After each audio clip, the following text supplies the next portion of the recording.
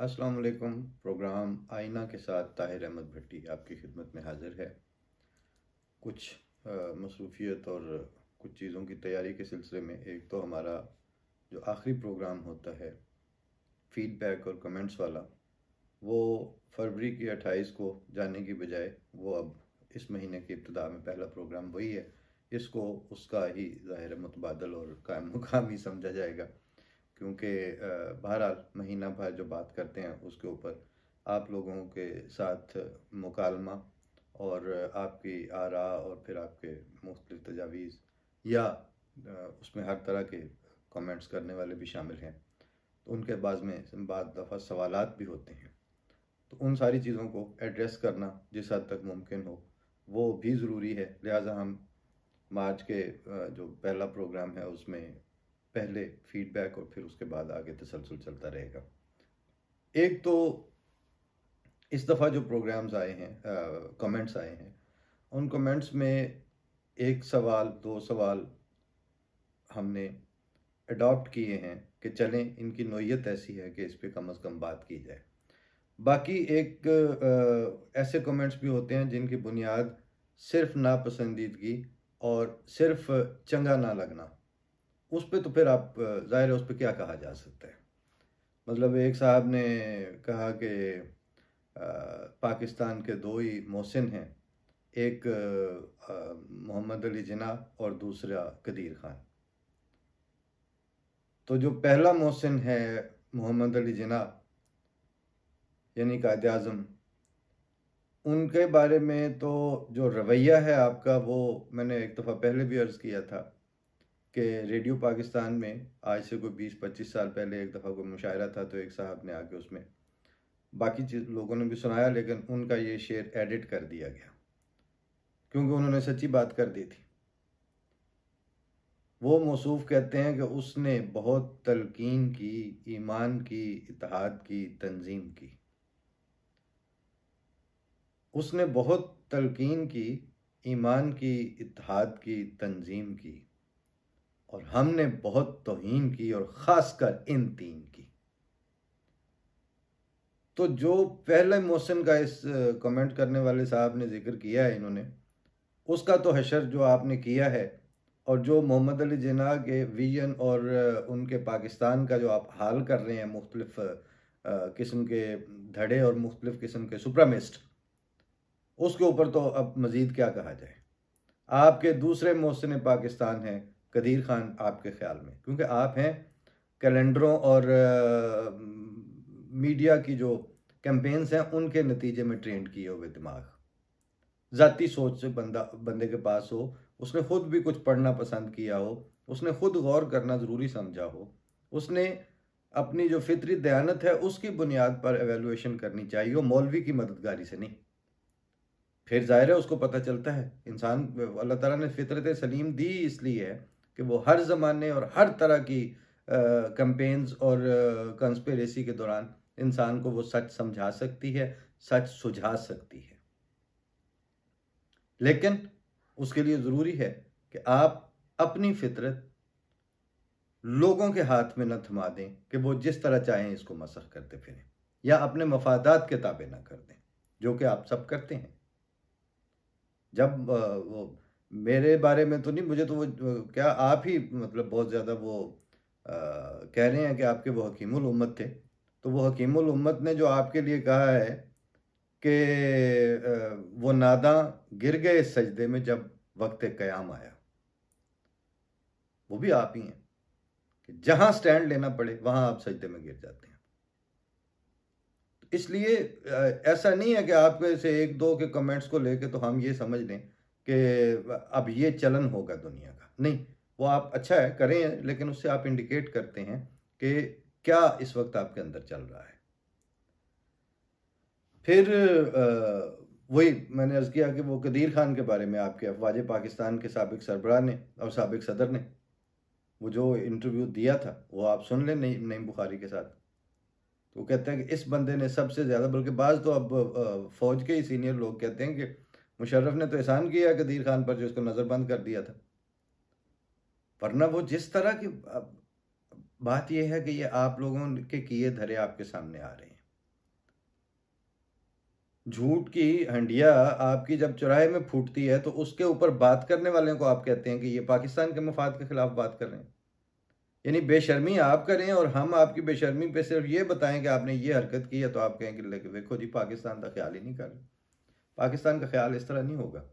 पाकिस्तान का ख्याल इस तरह होगा कि आप सबको पाकिस्तानियत जो है वो सबके लिए आम करनी पड़ेगी।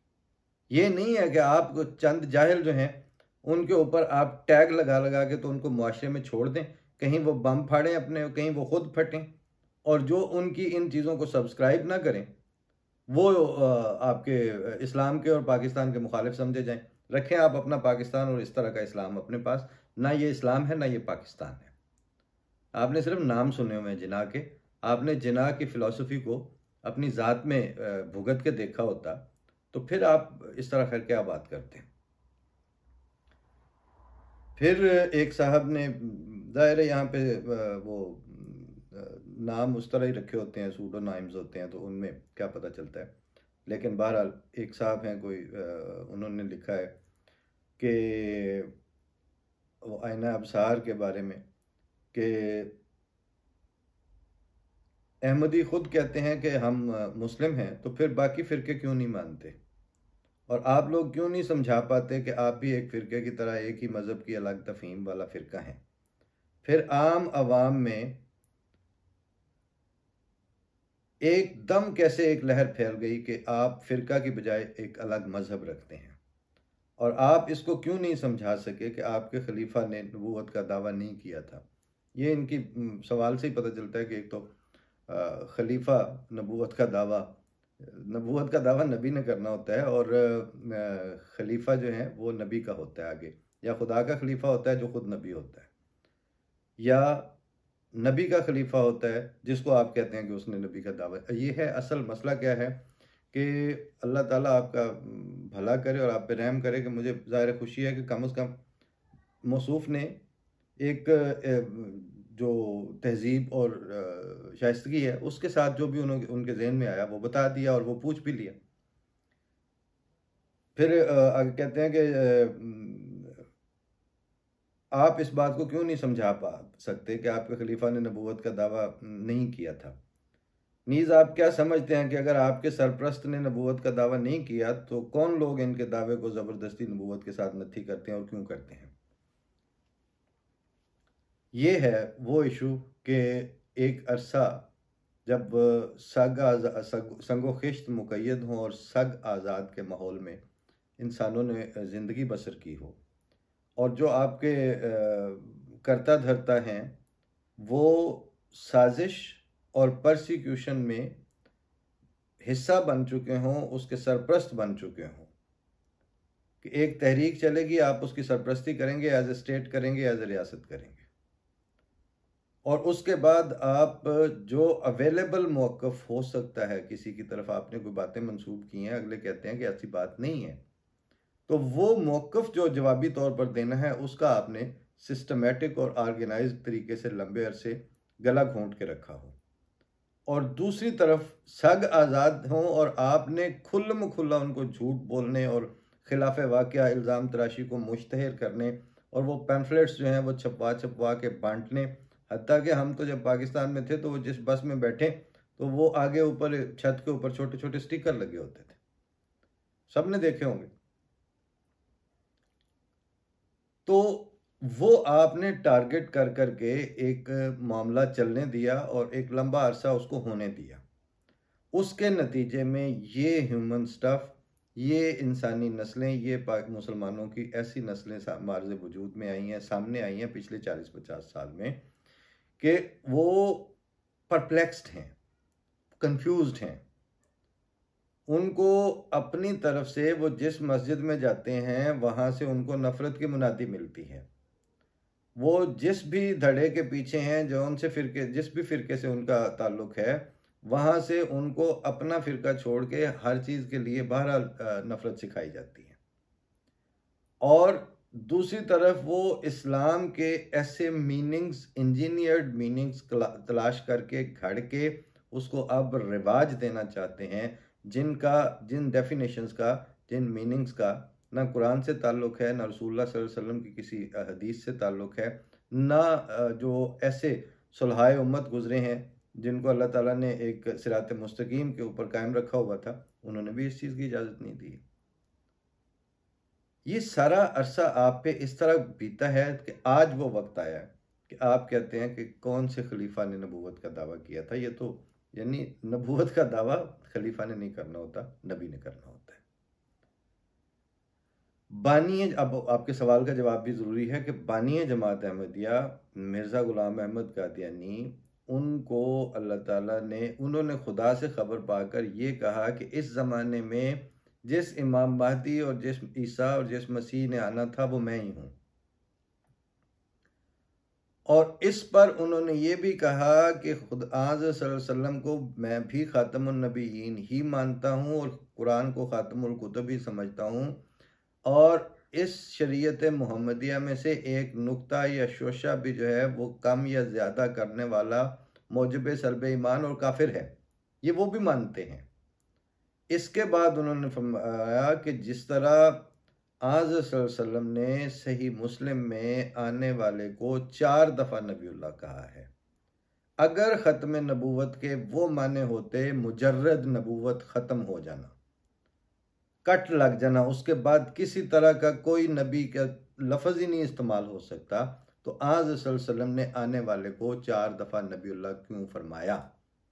ये सवाल उठाया था, और इसलिए नहीं उठाया था कि हदीस से अपनी सनद ले रहे थे, बल्कि कुरान करीम से अपनी सनद लेके फरमाया था कि जहां अल्लाह ताला ने कुरान शरीफ में ये फरमाया है कि मई युतिल्लाह वर रसूल, जो पैरवी करे अल्लाह की और अर रसूल, इस रसूल यानी मोहम्मद मुस्तफ़ा सल्लल्लाहु अलैहि वसल्लम की, फ़उलाइका मअल्लज़ीना अनअम अल्लाहु अलैहिम मिनन नबिय्यीना व सिद्दीकीना व शुहदाए व सालिहीन,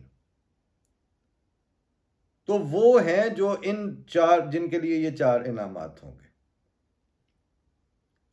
इसके ताबे ही इन्होंने इस हदीस को भी रखा, क्योंकि ऐसी कोई हदीस से डेवलप और डिराइव किया हुआ ऐसा मौक़िफ़ जिसकी सनद और बुनियाद और जड़ें कुरान शरीफ में ना हो, इसको मिर्ज़ा ग़ुलाम अहमद कादियानी अलैहिस्सलाम अपने लिए बिल्कुल पेश नहीं फरमाते थे।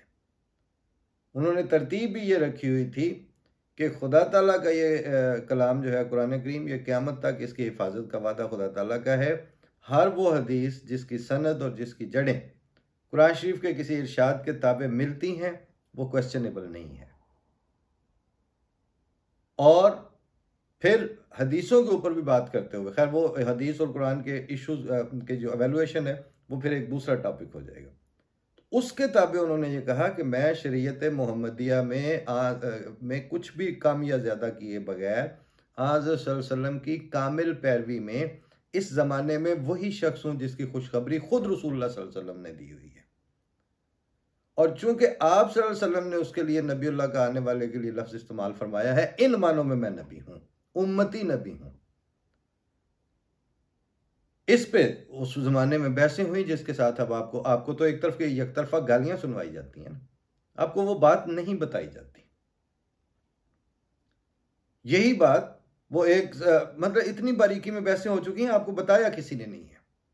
जब कुरान शरीफ की ये आयत पेश की गई कि मिनन नबी उलाइका मअल्लज़ीना अनअम अल्लाहु अलैहिम, कहते हैं माँ का मतलब तो होता है माँ के मानी मिन नहीं होते, यानी ये उनके साथ तो होंगे, वो खुद नहीं होंगे।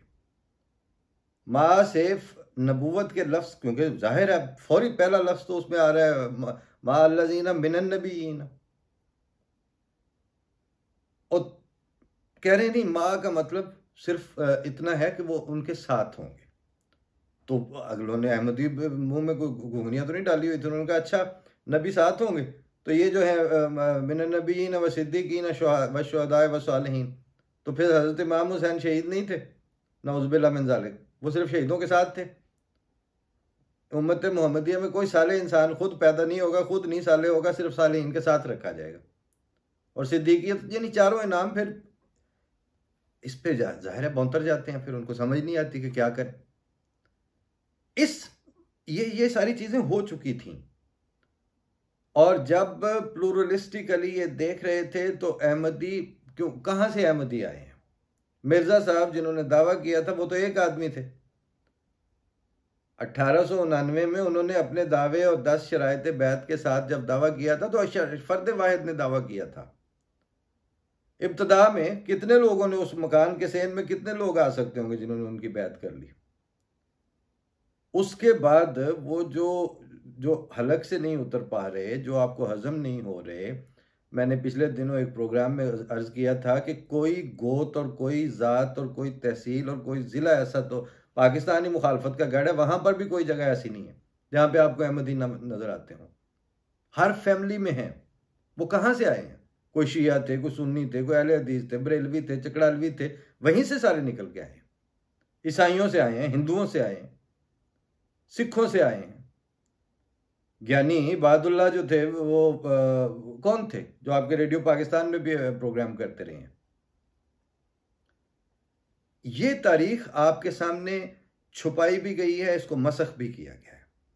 और अब हालत नौबत पाई जा रसीद कि अब ये एस्टेब्लिश करके दिखा दिया गया है कि जमात इस्लामी पाकिस्तान बनाने वाली जमात थी और मजलिस एहरार इस वक्त पाकिस्तान की ठेकेदार बन के और उसकी मालिक बन के बैठी हुई है। पंजाबी में कहते हैं आग मंगण आई तो घर दी मालिक बन बैठी।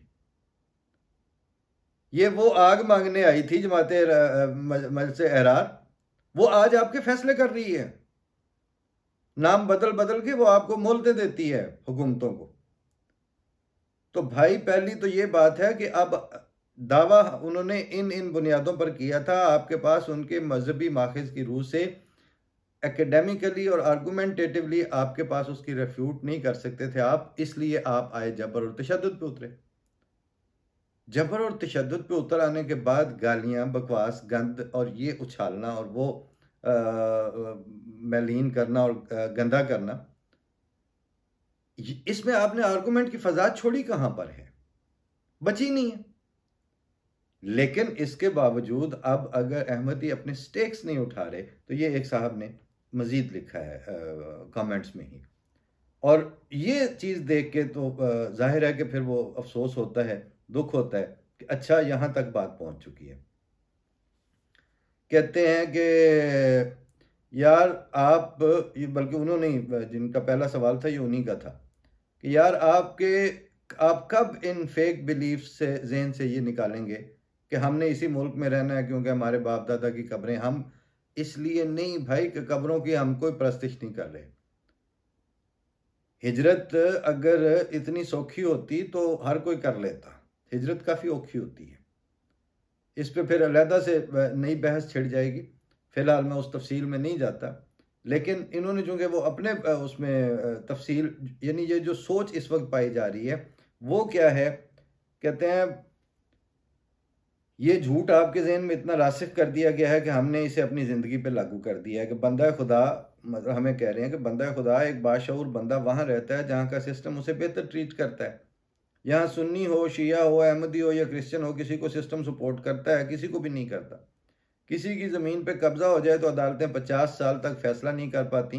तो किसी ऐसे बंदे का दिमाग ख़राब है जो कि वसाइल होते हुए भी यहाँ इमोशनल इडियट बन के रहेगा।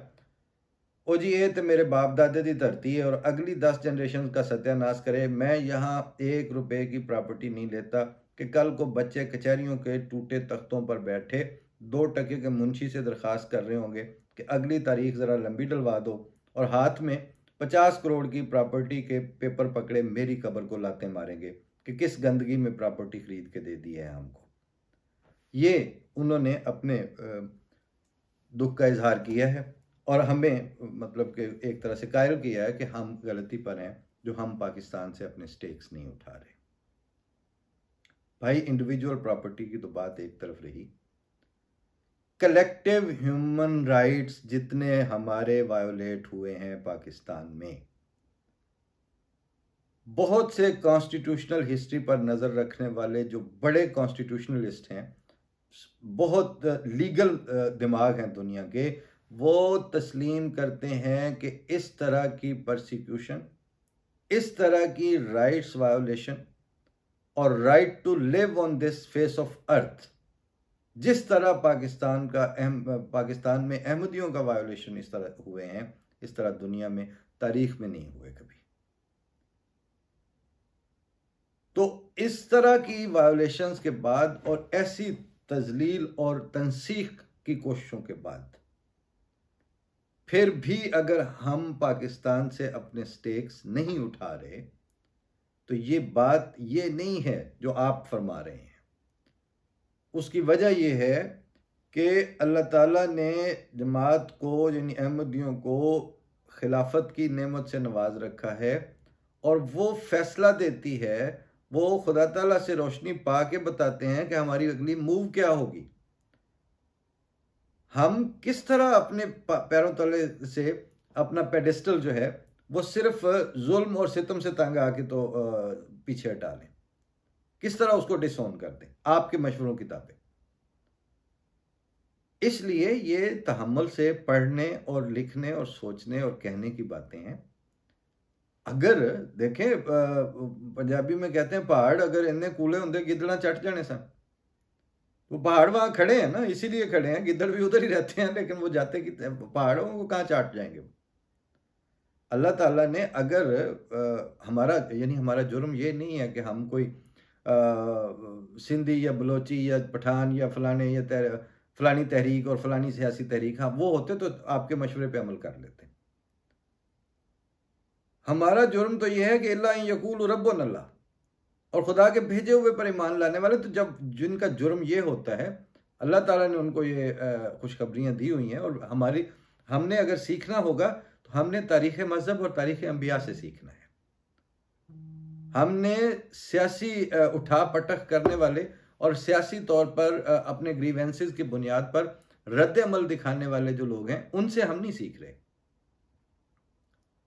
तो जो हमें जहाँ से सबक मिलता है वो तो फिर ये है कि इंजील में कहा गया कि खुशखबरी हो कमज़ोरों को कि वो ज़मीन के वारिस बनाए जाएंगे, और कुरान शरीफ ने भी कहा कि इनको नारिसुल फिरदौस, इनको हम फिरदौस के वारिस बनाएंगे। तो उसके लिए कुर्बानियाँ करनी पड़ती हैं, उसके लिए कायम रहना पड़ता है, इस्तकामत दिखानी पड़ती है। ये वक्ती आती हैं चीज़ें, वो गुजर जाती हैं। जब पहला मुखालफत के जो इब्तदाई थे मौलवी मोहम्मद हुसैन बटालवी, वो कहाँ हैं इस वक्त? अताउल्लाह शाह बुखारी कौन आप जानते हैं उनको? कोई भी नहीं जानता। गोशाए गुमनामी में अब वो आहिस्ता आहिस्ता वो तारीख में से हमने तारुफ करवाने होंगे, कौन जानेगा? वरना आपको तो वो कोई अशरफी मिल जाएगा, कोई फजल रहमान मिल जाएगा, कोई कुछ मिल जाएगा, इस तरह के आएंगे। और जो हाल इन पिछलों का हुआ है उनके पैरोकारों का भी वही होगा। हम जहां मौजूद थे वहां से जिंदा तर होके आगे मौजूद हैं। इसकी अलहदा से एक तफसील और सीक्वेंस है, उस पर इंशाल्लाह फिर भी बात हो सकती है। फिलहाल सिर्फ मैं ये तो खैर जो अपने नॉन अहमदी दोस्तों ने जिस तरह से कमेंट्स किए हुए थे, वो दरमियान में कुछ और भी थे कि मतलब कि काफिर कहना और ये वो तो एक बिल्कुल नॉर्मल सी बात है, उसमें अब क्या कहा जाए। यानी कुफर इतना आम है कि एक साहब ने तो ये तक लिख दिया कि जो कदीर खान को नहीं मानता वो कोई काफिर ही होगा। इसका मतलब है कि अब मुसलमान होने के लिए भी डॉक्टर कदीर खान पे ईमान लाना भी फर्ज हो गया। ये तो आपका हाल है। बंदा ला इलाहा इल्लल्लाह मुहम्मदुर रसूलुल्लाह पढ़ के मुसलमान हो जाया करता था, वो अब लिस्ट इतनी बड़ी बन गई है कि अब जो कदीर खान का मुनकर है वो भी आपके इस्लाम से खारिज। फिर मैं अब क्या कहूँ, बमुश्किल लफ्ज रोका है।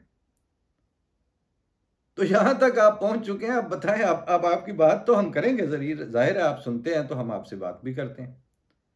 और महीने बाद जो है वो आपके जो बाज़ दफ़ा बोगस और आपकी वो जो सख्तियाँ हैं उनका कुछ ना कुछ मुश्तअज़ खिलवारे पेश भी कर देते हैं। लेकिन ऐसे नहीं होगा, ये सिलसिला जारी रहेगा और इसी तरह रहेगा। और आपके जो बिके हुए मीडियम्स हैं उनके होते हुए आपको मसला पेश आ रहा है।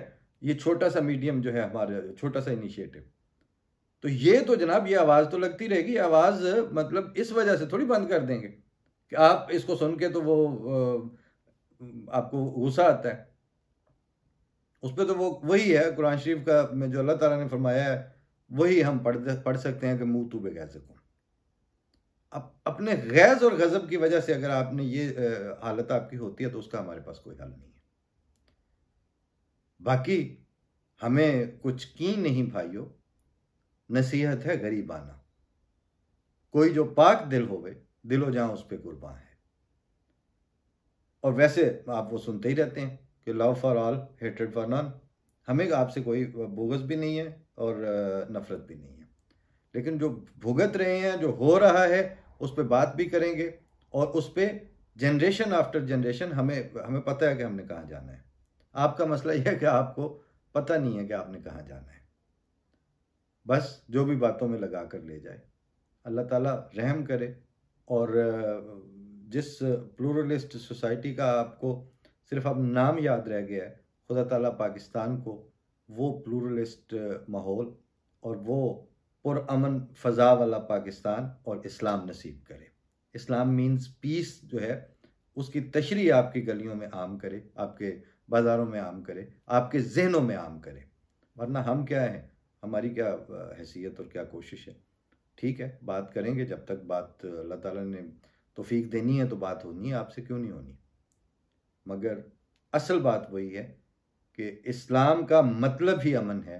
आप कहीं से वो अमन ढूंढ के लाएं और खुदा ताला से वो अमन मांगे। हमारी तरबियत छोड़ें, हमारी तरबियत करने वाला अल्लाह ताला ने वजूद दिया हुआ है, वो देखते रहते हैं हमारी तरफ कि कहाँ तरबियत की ज़रूरत है, और हम सुनते भी हैं।